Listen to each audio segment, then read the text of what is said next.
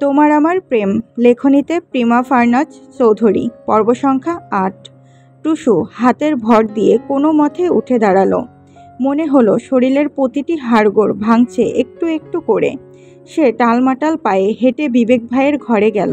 বিবেক ভাই তন্ময় হয়ে বসে আছেন। টুসুর উপস্থিতি বুঝতে পারল, কিন্তু তাকালো না। টুসু তার পায়ের কাছে গিয়ে বসল।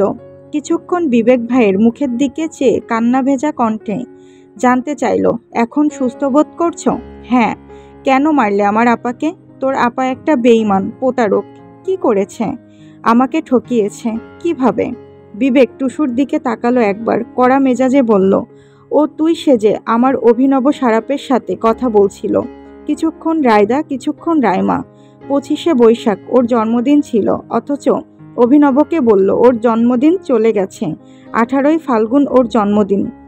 একবার বলে ও অনার্সে পড়ে, আরেকবার বলে ওর নাম টুসু।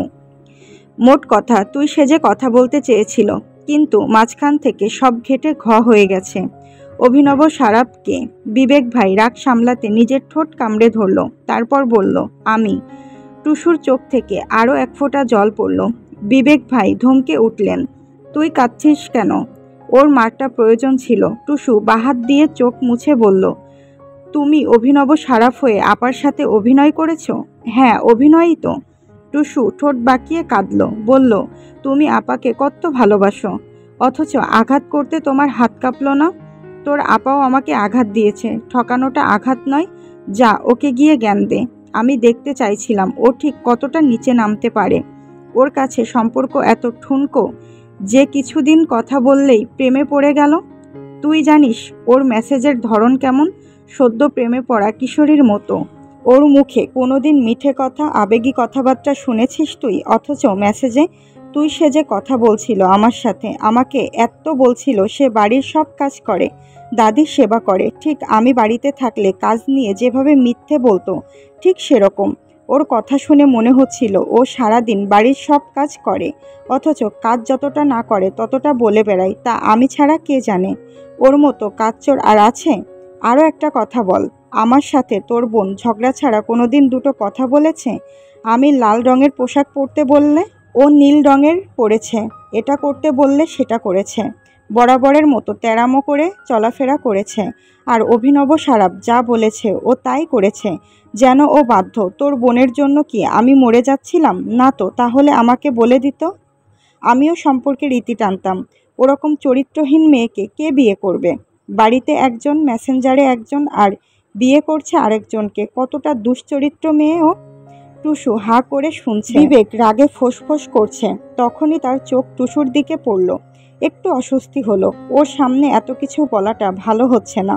বিবেক শান্ত কণ্ঠে বলল, তুই যা এখন, পরে ডেকে নেব। বাড়ির কাউকে ওসব বলিস না। কান্না থামা। টুসু নিজেকে সামলালো। তাকে কিছু একটা করতে হবে। এই ভুল বোঝাবুঝি দূর করতে হবে। তার আপা ফুলের মতো নিষ্পাপ, একটুও পাপ করেনি। পাপ তো সে করেছে। আপা কতগুলো মার খেলো তার জন্য। এটা তো হওয়ার কথা ছিল না। 25শে বৈশাখ আপার জন্মদিন, এ কথা টুসুর নিজেরও মনে নেই, অথচ বিবেক ভাই ঠিক জানে। ঠিক মনে করে বার্থডে সেলিব্রেট করেছে অভিনব সারাফ। কান্নারা উতলে এলো। অভিনব সারাপ বলতে কেউ নেই, তাহলে কেউ না, কোনো অস্তিত্ব নেই অভিনবের। ওইসব আবেগী মুহূর্তগুলোর কোনো মানে নেই। সব মিথ্যে, সব ছলনা, সব অভিনয়, সব একটা পরীক্ষা। এত নিখুঁত অভিনয়, এত! টুসু ধীরে ধীরে দাঁড়িয়ে পড়ল। বিবেক ভাই চেয়ারে পিঠ হেলান দিয়ে চোখ বুজে রেখেছে। টুসু আবারও বুকের দিকে তাকালো। ক্ষত চিহ্নটা অনেকটা ঢেকে গিয়েছে, অল্প দেখা যাচ্ছে। টুসু কিছুক্ষণ তাকিয়ে থাকার পর চোখ সরিয়ে নিল। আপাকে হাসপাতাল থেকে আনার আগেই যা করার করতে হবে। তাকে কিছু একটা করতে হবে, কিন্তু কি? টুসু দৌড়ে দৌড়ে তার ঘরে চলে গেল। ফোনটা খুঁজে নিল। খালা আম্মার নাম্বারে ডায়াল করলো। খালা আম্মা ফোন তুললেন, বললেন, হ্যাঁ রে বল। টুসু হাউমাউ করে কেঁদে ডাকলো, খালা আম্মা শোনো। মা আমার, কাঁদছিস কেন? ও টুসু। টুসু হাতের উল্টো পিঠে চোখ মুছে বলল, আমি তোমাদের কাছে চলে যাব। আর কোনো দিন এই বাড়িতে আসবো না, কাউকে মুখ দেখাবো না। আমাকে এমন জায়গায় পাঠিয়ে দিতে পারবে যেখানে চলে গেলে এই বিবেক ভাই আর আপা আমাকে দেখবে না? কি বলিস এসব? আচ্ছা আয়, তোকে লুকিয়ে রাখবো। আবার কি দোষ করলি? টুসু বলল, এখন চলে যাব, নইলে এরা মেরে ফেলবে আমায়। আমাকে এখন নিয়ে যাও। ও মা, কি বলছিস? ট্রেন তো কাল সকালে পাবি। শোন, তুই কাল ট্রেনে উঠে যা। আমি তোর বাপকে বলছি টিকিট কাটতে। একা একা তো ছাড়বে না তোর বাপ। ছাড়বে, আমি রাজি করাবো। তুমি খালুকে পাঠিও যাতে আমাকে রিসিভ করে। আমি একা যেতে পারবো, কোনো ভয় নেই। আচ্ছা মা, কাঁদিস না। অত ভয় পেলে চলে ভাই বোনকে? কাঁদিস না। টুসু ফোন রেখে দ্রুত একটা ব্যাগ বের করে সেখানে তার কাপড় চোপড় ভরতে লাগলো। আবারও চোখ মুছল, দরজার দিকে তাকালো। পায়েল আপা যেন না দেখে। বিবেক ভাই চলে এলে সব বুঝে যাবে। সে দরজা বন্ধ করে গোছগাছ করে নিল। দাদিমার ছবি ছিল, ওটাও ব্যাগে ভরল। তার প্রিয় সাদা ফ্রকটা গায়ে চাপালো। ওটার সামনে বড় ঝালর দেওয়া থাকায় ওড়না নিতে হলো না। টুসুর চুলগুলো কিছুদিন আগেই আপা কেটে দিয়েছে সুন্দর করে, পিঠের নিচে গড়ায়নি এখনো। চুলগুলো দুভাগ করে বেনি করে নিল সে। এক জোড়া জুতো বের করে পালঙ্কের নিচে রেখে দিল। তার মাটির ব্যাংকটা ভাঙল। অনেকগুলো পয়সা ছড়িয়ে পড়ল মাটিতে। টাকাগুলো দুভাগ করলো। 1000 টাকা নিজের কাছে রেখে বাকিগুলো আলাদা পুটলি বাঁধল। আব্বাকে দেবে টাকাগুলো আপার বিয়েতে খরচ করার জন্য। সেখানে 2500 মতো হবে। কাজ করার বিনিময়ে দাদি, জেঠু, কাকা, বাবা আর বিবেক ভাই তাকে 20-30 টাকা দিত। সে সেগুলো জমিয়ে রেখেছে। তারপর ঘরময় পায়চারি করতে থাকলো। যদি আপাকে এখনই হাসপাতাল থেকে নিয়ে আসা হয় তাহলে তো ধরা পড়ে যাবে তার আগেই। আপা এখন না আসুক, কাল সকালে সে চলে যাওয়ার পর আসুক। ও চলে যাওয়ার পর এখানে যা হওয়ার হোক। সে আর কোনো দিন খালা আম্মার বাড়ি থেকে আসবে না, বিবেক ভাইয়ের মুখোমুখি হবে না। টুসু পায়চারি করতে করতে আপার ঘরে গেল। পায়েল আপা হয়তো রান্নাঘরে। টুসু আপার ফোনটা খুঁজে বের করলো। রাগিনী আইডিতে লগ ইন করলো, মেসেঞ্জারেও লগ ইন করলো। সব মেসেজ মুছে দিল। তারপর কম্পিত বুকে দরজার দিকে তাকাতে তাকাতে তার ফোন থেকে রাগিনী আইডিটা মুছে দিল। নিজের ঘরে এসে চুপচাপ শুয়ে পড়ল।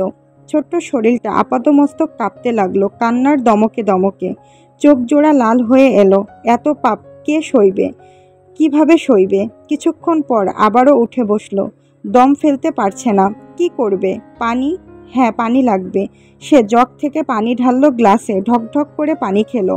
গলাটা শুকিয়ে আসছে। এত তৃষ্ণা কভু লাগেনি।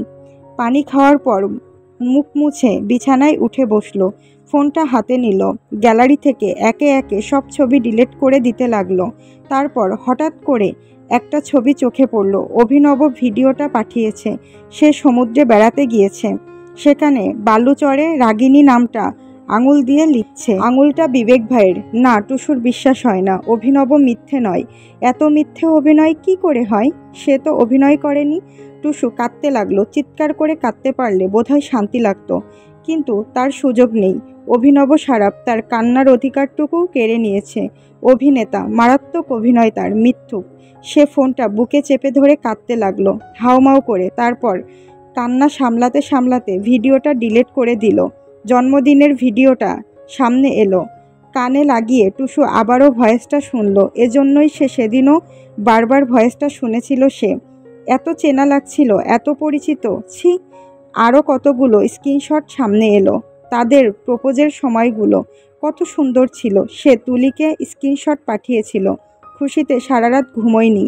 দেওয়ালে দেখেছিল কাল্পনিক অভিনবের আঙুল ধরে সে ঘুরছে। একে অপরকে জড়িয়ে ধরেছে। অভিনবের সবল হাত আষ্টেপৃষ্ঠে জড়িয়ে ধরেছিল তার কোমর। বলিষ্ঠ মুখটা ডুবেছিল তার গলদেশের অহনিশ। এসব মিথ্যে, সব অভিনয়, সব কল্পনা। ওটা বিবেক ভাই। ছি ছি! লজ্জায় ঘৃণায় শিরশির করল টুসুর আপাদমস্তক। টুসু একে একে সব ডিলিট করে দিল। সব, শুধু একটা ছবি ছাড়া। যেদিন অভিনব প্রথম দিন অ্যাক্সিডেন্টের ছবি দিয়েছিল সেদিনকার ক্ষতবিক্ষত বুকের ছবিটা। আর কিচ্ছু না। আজ টুসুর হৃদয়টা এর চাইতে বেশি ক্ষতবিক্ষত, কিন্তু কেউ দেখার নেই। টুসু ছবিটার ওপর আঙুল বুলোলো। আল্লাহ, তার হাত দিয়ে এত পাপ কেন করালো? সে তো ছোট থেকে বিবেক ভাইকে বড় ভাইয়ের জায়গা দিয়ে এসেছে। আপা আর বিবেক ভাইয়ের সম্পর্কের কথা জানার পর থেকে দুলা ভাইয়ের জায়গায় বসিয়েছে। তাদের দুষ্টু মিষ্টি টকঝাল সংসারের কথা ভেবে হেসেছে। তাদের ছেলে মেয়ে হলে তার ঘাড়েই ওদের দায়িত্ব চাপবে, এটা ভেবে রাগ লেগেছে। কিন্তু কি হলো এসব? রাত 10টায় বাবা বাড়ি ফিরল মিলান মুখে। একটা শব্দও না করে সোফায় বসে রইল। মা আর জেম্মা কি বাবাকে বলে দিয়েছে আপা আর বিবেক ভাইয়ের সম্পর্কের কথা? টুসু সোফায় গিয়ে বসলো বাবার পাশে। বাবা তার দিকে তাকিয়ে বলল, তুমি জানতে ওদের ওসব কাহিনী? টুসু ভয়াত্মক চোখে তাকালো, বলল, তুমি আর জেঠা ছাড়া সবাই জানে। বাবা গর্জে উঠলেন, চমৎকার, বাড়ির মধ্যে এসব চলে? লজ্জা হয় না ওদের? লজ্জা হয় না? টুসু থমকে গেল। বাবা এইটুকু শুনে এমন করছে, আর তারটা জানলে? টুসু মনে মনে বলল, হে আল্লাহ, তুমি আমাকে আজ পথ না দেখালে আমি শেষ হয়ে যাব। আমাকে অপমান অপদস্থ করো না বাবার সামনে। পৃথিবীর কেউ না জানুক আমি অভিনব সারাপকে ভালোবেসেছি। টুসু বাবার গর্জন তর্জন না শুনে ঘরে চলে গেল। পায়েল আপা কত করে বলল। টুসু খেলো না। বিবেক ভাইও দরজা বন্ধ করে বসে আছে। বাবা চিৎকার করছে শুনেও বেরিয়ে এলো না। টুসু আপার ফোন থেকে একবার মেসেঞ্জারে উকি দিল অভিনব সারাপের চ্যাট বক্সে। ঢুকতেই টুসুর বুকটা ধরফরিয়ে উঠল। ব্লক করে দিয়েছে বিবেক ভাই। টুসু এবার নিজেকে সামলাতে পারল না। বিবেক ভাইয়ের হাজারো তাচ্ছিল্য সে মানতে পারবে, কারণ বিবেক ভাইয়ের কাছে সে কোনোদিনও অমন কিছু চাইবে না। কিন্তু অভিনব, তার এত তাচ্ছিল্য কিভাবে সইবে সে? গালটা দুহাত দিয়ে মুছল সে, তারপরও ভিজে যাচ্ছে দুগাল। এত জল কোথা থেকে এলো খোদা? এত কান্না সে কখনো কাঁদেনি। কেন এত কষ্ট তার? সে ঘড়ির কাঁটার দিকে তাকালো। আজ রাতটা কত লম্বা। টুসুকে বাবা ডাক পাঠালো তখনই। টুসু বাবার ঘরের সামনে যেতেই বাবা বলল, তোমার খালা আম্মার কথা মতো টিকিট কেটে রেখেছি। তোমার রমিত চাচাও তোমার সাথে যাবে। রমিত চাচা তুলির কাকা হয়, আব্বার দোকানে কাজ করে, খুব বিশ্বস্ত। অত সরল মানুষ আর হয় না। বউটা আরেকজনের সাথে পালিয়ে গিয়েছে তাকে ঠকিয়ে, সেই থেকে আর বিয়ে করেনি। টুসুকে কত স্নেহ করে। টুসু মনে প্রাণে খুশি হলো। জানতে চাইল কটার ট্রেন? 6টায়। টুসু মাথা হেলিয়ে চলে এলো ঘরে। রাতটা কিভাবে যেন কেটে গেল। শেষ রাত থেকে বৃষ্টি শুরু হলো। আপাকেও তখন বাড়ি নিয়ে আসা হলো। টুসুরও তখন ঘুম ভাঙল, কারণ বাবা জেঠুর মধ্যে তর্ক লেগেছে। আপাকে তার ঘরে শুইয়ে রাখা হয়েছে। বিবেক ভাই বাবা জেঠুর তর্ক শুনছে চুপচাপ দাঁড়িয়ে।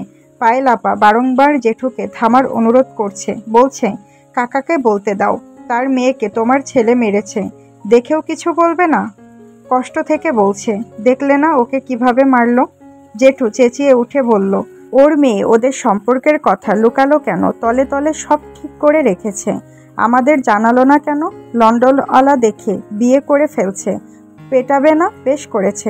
জেম্মা বলল, তুমি তোমার ছেলেকে আশকারা দিচ্ছ। দেব না কেন? 100 বার দেব। এই তোকে বলছি, ওকে বিয়ে করলে কালই করবি, না করলে দুজনকে ঘাট ধাক্কা দিয়ে বের করব আমি। বিবেক ভাই বলল, ওই চরিত্রহীনকে বিয়ে? আমি? পাগল পেয়েছ আমাকে? তোমার ভাইজিকে ওই লোকটার গলায় ঝুলিয়ে দাও। আমি পারবো না। দরকার পড়লে একা থাকবো, ওরকম বেয়াদবকে আমি বিয়ে করব না। টুসু ওদের তর্কাতর্কির পাশাপাশি রাইমার কাছে গিয়ে বসেছে। এত ব্যান্ডেজ দেখে গা শিউরে উঠল তার। দোষ না করেও আপা এত মার খেলো, আর তাকে তো মেরেই ফেলবে বিবেক ভাই। না, সে বাঁচতে চায়। একদিন না একদিন অভিনব সারাফ হয়ে কেউ একজন আসবে তার জীবনে। সে সত্যিকারের অভিনব হবে। তার কোনো কিছু মিথ্যে হবে না। সে তাকে পাগলের মতো ভালোবাসবে। আপা হঠাৎ শোয়া থেকে উঠে বসলো। চোখ মুখ খিচিয়ে বিছানা থেকে নামতে লাগলো। টুসু বলল, কোথায় যাচ্ছ? আপা জবাব দিল না। হাঁটতে পারছে না, তবুও জেদ করে হেঁটে গেল দরজার কাছে। দেওয়ালে ঠেস দিয়ে দাঁড়িয়ে বলল, আমিও ওর মতো গোয়ারেকে বিয়ে করব না। ও আমাকে এভাবে মেরে মেরে শেষ করে দেবে। বিবেক ভাই তেড়ে এসে বলল, ওই তুই গোয়ার কাকে ডাকছিস? পায়েল আপা আর জেম্মা বিবেক ভাইকে ধরে রাখলো। আপাকে আম্মা ধরে রাখলো। আপা তাও চোখে জল নিয়ে বলল, তুমি গোয়ার? তুমি আমায় মারলে কোন সাহসে? আমার আব্বা কোনোদিন একটা চড় দেয়নি আমাকে। কোন অধিকারে তুমি আমায় মারলে? আমি তোমাকে সেই অধিকার দেইনি। তুমি একটা কথা মাথায় রেখো, তোমার প্রতি আমার যা যা দুর্বলতা ছিল সব কেটে গেছে। আমি তোমাকে এখন শুধু ঘৃণা করি। আজকের পর থেকে তোমার সাথে আমার কিচ্ছু নেই। বিবেক ভাই ঠোঁট বাঁকিয়ে বলল, তুই কি শেষ করবি রে?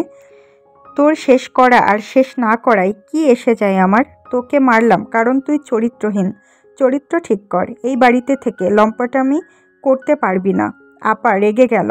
আম্মা তার মুখ চেপে ধরে ঘরে ঢুকিয়ে নিয়ে দরজা বন্ধ করে দিল। আপা আম্মার হাত থেকে নিজেকে ছাড়িয়ে কাঁদতে কাঁদতে মেঝেতে বসে পড়ল। টুসু আপার পিঠে হাত বুলিয়ে দিতে দিতে মনে মনে বলল, কেঁদো না আপা, তোমার সব কষ্ট দূর করে দেব আমি। তুমি অভিমান থেকে এসব বলছো আমি জানি। তোমার আর বিবেক ভাইয়ের সব ঝামেলা চুকিয়ে দেব আমি। তোমাকে আর কোনোদিন কাঁদতে হবে না। আমি খালা আম্মার কাছে চলে যাব। আপা কাঁদতে কাঁদতে বলল, আমি কিচ্ছু করিনি, কিচ্ছু করিনি আম্মা। মা এসে আপাকে বুকে জড়িয়ে ধরে টুসুকে বলল, যা তো ফ্রিজ থেকে কিছু ফ্রুটস নিয়ে আয় তোর আপার জন্য। টুসু দৌড়ে দৌড়ে চলে গেল। আপার জন্য কমলা নিয়ে এলো। খোসা ছাড়িয়ে আপাকে খাওয়ালো। শেষেরগুলো আপা খেতে চাইল না। টুসু সেগুলা নিয়ে বিবেক ভাইয়ের ঘরের সামনে চলে গেল। চোখের উপর হাত রেখে বিবেক ভাই ঘুমোচ্ছে। টুসু বলল, কমলা খাবে? খোসা ছাড়িয়েছি, আসি। বিবেক ভাই শোয়া থেকে উঠে বসলো, বলল, আয়। টুসু তার সামনে কমলার প্লেট রাখলো, বলল, খাও। সেলাইটা পুরোপুরি শুকিয়ে যাবে। ভাতও খাওনি রাতে, নিশ্চয়ই খিদে পেয়েছে। এত খাবো না। আচ্ছা, সব না খেলে জেঠুকে দিয়ে আসবো, খাও। বিবেক ভাই কমলা খেতে তার দিকে বাড়িয়ে দিল। টুসু হাতে না নিয়ে মুখে নিল, বলল, আমি খালা আম্মার কাছে চলে যাচ্ছি। কেন? খালা আম্মার কোমর ভেঙে গেছে। তোমাকে একটা কথা বলবো। বল। তুমি আপাকে সত্যিই বিয়ে করবে না? অভিনব সারাফ করত, কিন্তু আমি না। কেন? ও অভিনবর সারাফের সাথে ভালো করে কথা বলে, বিবেক আহসানের সাথে নয়। অভিনব সারাফের সাথে যেভাবে কথা বলে ওভাবে বললে তুমি ওকে বিয়ে করতে? জানি না। তুমি আপাকে আরও ভালোবেসেছ অভিনব সারাফ হয়ে, তাই না? বিবেক ভাই তার চোখের দিকে কেমন করে যেন তাকালো, বললেন, তুই এত পাকা পাকা কথা শিখলি কিভাবে রে? টুসু বলল, এমনও তো হতে পারে যে আপা তোমাকে চেনে, তাই ওভাবে কথা বলেছে। তুমি শুধু এটা বিশ্বাস করো যে আপা তোমাকে ছাড়া আর কাউকে ভালোবাসে না, তারপর সব উত্তর পেয়ে যাবে তুমি। ধীরে সুস্থে সব খুলে বলো আপা সুস্থ হলে, ঠান্ডা মাথায়। রাগ করবে না, দেখবে সব সমাধান হয়ে যাবে। বিবেক ভাইকে তার কথাটা হয়তো ভাবালো। তিনি কেমন ভাবুক হয়ে গেল। টুসু এটা বিশ্বাস করে যে যতই অভিনবই বলুক, বিবেক ভাই বিবেক আহসান হয়েই আপার সাথে কথা বলেছে, নইলে অমন নির্ভুল প্রেমিক রূপ ধারণ করা অসম্ভব। বিবেক ভাই তাকে যেতে বলল। টুসু বেরিয়ে গেল। বাকি কমলাগুলো জেঠুকে দিয়ে এলো। জেম্মা বলল, তুই ঘুমিয়ে পড়তো, কিছুক্ষণ পর ভোর হয়ে যাবে। তুই এখনও সবার ঘরে ঘরে কমলা নিয়ে ছুটছিস। বেড়াতে যাবি বলে সেজে গুজেও তো বসে আছিস। চোখ মুখ কেমন ফুলেছে দেখ। বোনের জন্য কেঁদেছিস নাকি? টুসু হাসার চেষ্টা করল। জেম্মা তাকে বকাঝকা করে ঘরে পাঠিয়ে দিল। ভোর হতে হতে বৃষ্টি আরও বাড়ল। রমিজ কাকা চলে এসেছে। টুসু ভেবে ফেলেছে খালা আম্মার বাড়িতে যাওয়ার পর খালা আম্মাকে ওয়াদা করবে যাতে তাকে কয়েকটা বছর বিবেক ভাই আর আপার কাছ থেকে দূরে থাকতে সাহায্য করে। টুসু অনেক বড় হয়ে একদিন বাড়ি আসবে, তখন তার মধ্যে আবেগ থাকবে না। বিবেক ভাইয়ের সামনে দাঁড়ালে লজ্জা অস্বস্তিতে পড়তে হবে না। মা বলল, রমিজ ভাই পৌঁছে আমাকে ফোন দিয়েন। আপনার ভাইঝিকে চোখে চোখে রাখবেন, ছোট মেয়ে তো, এখনো বুঝ হয়নি অতটা। রমিজ কাকা টুসুর ব্যাগ এক হাতে নিল, অপর হাতে টুসুকে ধরে বলল, এই ধরলাম, বাদরিনীকে একেবারে ওর খালুর হাতে তুলে দিয়ে ছাড়ব। মা হাসলেন। বাবা বলল, আমিও যাচ্ছি, চলো। টুসু রমিজ চাচার হাত থেকে নিজেকে ছাড়িয়ে মায়ের কাছে এসে জড়িয়ে ধরে ফিসফিস করে বলল, আপার বিয়েটা হবে তো আম্মা বিবেক ভাইয়ের সাথে, আল্লাহ যদি চান। টুসু হাসল। মা তার কপালে চুমু দিয়ে বলল, আমার ছোট্ট পাখি বাড়ি ফাঁকা করে চলে যাচ্ছে। টুসুর এবার বড্ড মন খারাপ হলো। আপা দোতলায় দাঁড়িয়ে আছে। টুসু আপার দিকে তাকালো। আপা আর পায়েল আপা হাত নেড়ে টাটা দিল। টুসু হাসলো, চোখে জল নিয়ে। তারপর বেরিয়ে যাওয়ার মুহূর্তে বিবেক ভাইকে ব্যস্ত পায়ে সিঁড়ি বেয়ে নামতে দেখা গেল। হাতা গোটাতে গোটাতে নেমে এসে প্যান্টের পেছনের পকেটে হাত গুজল। মানিব্যাগ বের করতে করতে বলল, সকাল সকাল কই যাস? তোরাও না সব কিছু একসাথে। বাবা কাট কাট গলায় বলে উঠলেন, আমি টাকা দিয়েছি, তোমার টাকা লাগবে না। বিবেক ভাই শান্ত গলায় জবাব দিল, আমার বোনকে আমি টাকা দিচ্ছি, এই নে আচার খাস। টুসু টাকাগুলো হাসি মুখে নিল। তারপর রমিজ কাকার পিছু পিছু হাঁটা দিল। কিন্তু কয়েক কদম যেতেই হঠাৎ কি যেন মনে পড়ল। পা থমকে দাঁড়ালো, ঘাড় ঘুরিয়ে তাকালো বিবেক ভাইয়ের দিকে। তারপর এক দৌড়ে ফিরে এসে ঝপ করে তাকে জড়িয়ে ধরল। বুকের পাশে মুখ চেপে ধরে ফুঁপিয়ে উঠল, আপাকে বিয়ে করবে তো? বিবেক ভাই তার মাথার পেছনে আলতোভাবে হাত বুলিয়ে দিলেন। এক মুহূর্ত চুপ থেকে বললেন, করলে দাওয়াত পাবে। আগে তোর বোন নিজেকে প্রমাণ করুক। টুসু তখনও তার বুকে মুখ গুজেছিল। বাঁ পাশে গাল ঠেসে ধরে বলল, তোমার আর আপার গায়ে হলুদের দিন আমি বাসন্তী রঙের শাড়ি পরব। বিবেক ভাইয়ের কপাল কুঁচকে গেল। চোখে অনেক প্রশ্ন জমে উঠল একসঙ্গে। টুসু কিছু না বলে পিছু হটে চোখের জল গোপন করতে করতে দৌড়ে গিয়ে রবিস কাকা আর বাবার পাশে গিয়ে দাঁড়ালো। তারপর এক পলকে মিলিয়ে গেল ভোরের আবছা আলোয়। বিবেক ঘাড় ফিরিয়ে দোতলায় তাকাতেই রাইমাকে দেখে কপাল কুঁচকে গেল। দুজন দুজনের দিকে কিছুক্ষণ চেয়ে রইল। বিবেক কিছুক্ষণ চেয়ে থেকে মানিব্যাগটা পকেটে গুজতে গুজতে উপরে উঠে গেল। কাকা চলে গেছে। এখন সে রাইমার সাথে কথা বলতে পারবে। এতক্ষণ রাইমার আশেপাশে ঘেঁষতে দিচ্ছিল না, আবারও ঝগড়া হবে ভেবে। রাইমার হাত ধরে টানতে টানতে ঘরে নিয়ে গেল। টুসুর মা জেম্মা চেঁচামেচি করতে লাগলো, আর মারিস না, মরে যাবে। বিবেক সবার চেঁচামেচি শুনে নিজের ঘর থেকে জেঠু গর্জে উঠল, ওর বাপ যেতে না যেতেই তুই আবার শুরু করলি বিবেক। বিবেক মা চাচিকে হুমকি দিয়ে বলল, ওর সাথে কথা আছে, তোমরা যাও, আমি মারব না ওকে, যাও বলছি, নইলে আমি। মা চাচি পিছিয়ে যেতেই রাইমাকে ঘরে ঢুকিয়ে দরজা বন্ধ করলো বিবেক। রাইমা বলল, এভাবে কেন ঘরে ঢুকিয়েছ? বিবেক বলল, তুই বুঝতে পারছিস না? পারছি, তোমার খুব রাগ আমার ওপর, নিজের ইগো ধরে রাখবে, আর আমি ইগো দেখালে দোষ। বিবেকের মেজাজ খারাপ। এই মেয়ে এখনও বুঝতে পারছে না সে তাকে ধরে ফেলেছে। মেসেঞ্জারে ঢুকে রাগিনী আইডিটাকে আনব্লক করেই দ্রুত মেসেজগুলো খুলে দেখালো রাইমাকে। রাইমা ফোনটা হাতে নিয়ে শেষের মেসেজগুলো অবাক দৃষ্টিতে পড়তে লাগলো। চোখ বিস্ময়, ঠোঁট কাঁপছে। হঠাৎই বুকের দিকে তাকিয়ে হাত বাড়িয়ে বলল, অ্যাক্সিডেন্ট কবে? বিবেকের কপালে ভাঁজ পড়ল। গলার স্বর রাগে শক্ত হয়ে উঠল। হাতটা সরিয়ে দিয়ে বলল, মানে নাটক করছিস? রাইমা হাঁ করে তার দিকে তাকিয়ে রইল। মাথার ভেতর কিছুতেই হিসেব মিলছে না। দ্রুত মেসেজগুলো স্ক্রল করতে করতে বলল, আইডিটা তো আমি চালাই না, টুসু চালাতো। বিবেকের শরীর কেঁপে উঠল। মাথার ওপর আকাশ ঝুরঝুর করে ভেঙে পড়ল। চোখ মুখ অন্ধকার হয়ে গেল মুহূর্তে। কি? সে ফোনটা কেড়ে নিয়ে উন্মাদের মতো রাইমার দিকে ধেয়ে গিয়ে এক ঝটকায় ওকে ঠেলে সরিয়ে দিয়ে বলল, খবরদার মিথ্যে বলবি না, ছোট মেয়েটার কাঁধে সব চাপিয়ে দিবি না। রাইমা এক হাত বাড়িয়ে দেওয়ালে ভর দিল। কাঁপা কাঁপা গলায় বলল, সত্যি বলছি, ফোনটা দাও, আমি বাকি মেসেজগুলো পড়ি। ও তোমার সাথে মজা করেছে? বিবেকের চোখের সামনে ধোঁয়াশা, পা মাটিতে গেঁথে গেছে। শরীরের সমস্ত শক্তি কোথায় হারিয়ে গেল। সে ধপ করে চেয়ারটাতে বসে পড়ল। ঘামের দানা ভেসে উঠল কপাল জুড়ে। জোরে জোরে নিঃশ্বাস পড়তে লাগলো। রাইমা পানি নিয়ে এলো। পানি খাইয়ে দেওয়ার পরও হাঁপাতে লাগলো বিবেক। বুকের পাশে হাত চেপে ধরল। ব্যথাটা বাড়ছে, নিঃশ্বাস নিতে কষ্ট হচ্ছে। এ অসম্ভব, অসম্ভব। টুসু! রাইমা মা জেম্মাকে ডাকলো, বলল, তাড়াতাড়ি এসো সবাই, দেখো ও কেমন করছে। বুকে এখনো ব্যথা আছে তোমার? কখন এসব হলো? এত বড় আঘাত কবে পেয়েছো? কথা বলো। বিবেকের চোখে রক্ত ভাসছে। টুসু কোথায়? ওকে সব জবাব দিতে হবে। ও তো তার চাইতেও বড় অভিনেত্রী, তাকে এভাবে ধোঁকা দিল। সকাল 7:33 তুলি আহসান বাড়িতে এসেছে। ছাতাটা নামিয়ে রেখে দরজার কাছে দাঁড়িয়ে চেঁচিয়ে চেঁচিয়ে বলল, ও জ্যাঠা, আছো নাকি বাড়িতে? জ্যাঠা সাড়া দিল, তুলি নাকি? কি হয়েছে? আমার রমু চাচা নাকি পালিয়েছে, টুসুকে গিয়ে নিয়ে আসো, দৌলতগঞ্জ স্টেশন থেকে নিয়ে আসো, ও ওখানে একা। আমার সোহম ভাই ফোনে জানালো। জ্যাঠা বলল, দেখেছো কাণ্ড? বিবেক ছুটে এলো। পকেটে ফোন গুজতে গুজতে সোফার পাশ থেকে ছাতা তুলে নিয়ে বেরিয়ে গেল ব্যস্ত পায়ে। তার বাবা অবাক চোখে তাকালো। রাইমা মেসেজগুলো পড়ছে ঘরে বসে বসে। তার চোখ ভিজে যাচ্ছে যত পড়ছে তত।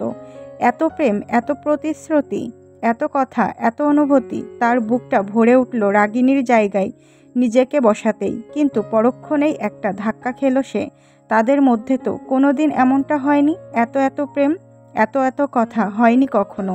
হালকা অনুভূতিতে জড়িয়ে দুজনেই বিয়ে নামক সম্পর্কে আবদ্ধ হতে চেয়েছিল। কথাবার্তা এতটুকু হয়েছে তাদের মধ্যে। এত প্রেম হয়নি, এত প্রেম তার মধ্যে কোনোদিন জাগ্রত হয়নি।